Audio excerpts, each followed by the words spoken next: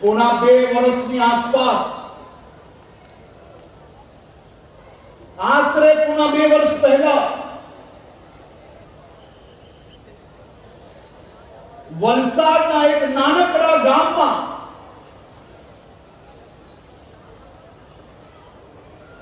મજૂરી કરીને પોતાનું ગુજરાન ચલાવતા એક પરિવારમાં 6 વર્ષની માસૂમ દીકરી પર દુષ્કર્મ આચરીને એ નાની બાળકીને ખાડામાં નાખનાર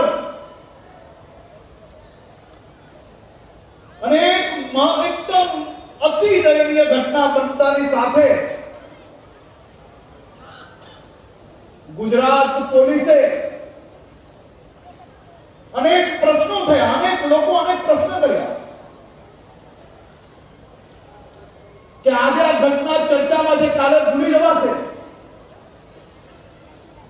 મજૂર પરિવારની દીકરી, અનેક પોલિટિકલ લોકોએ એની પર પ્રશ્ન ઉઠ્યો કે આ ગરીબ પરિવારને તો કોણ ન્યાય અપાવશે? અને ત્યારે તમારા બનાસકાંઠાના દીકરાએ કહેલું કે પરિવાર ગરીબ હોય કે અમીર હોય, દીકરી આ રાજ્યની છે અને એને ન્યાય અપાવીને જ રહીશ. હું આજે આ મંચ પરથી વલસાડ જિલ્લા પોલીસને ખૂબ ખૂબ અભિનંદન આપવા માંગુ છું. માત્ર પોણા 2 વર્ષમાં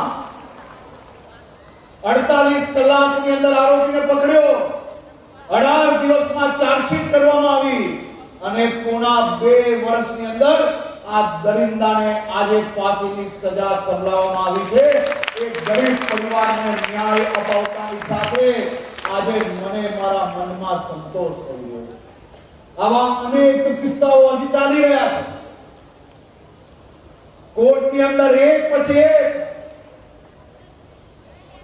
જેટલાને ન્યાય અપાવવાનું કહ્યું છે ને એટલાને અપાવીને રહીશ, એ આ મંચ પરથી એલાન કર્યું છે.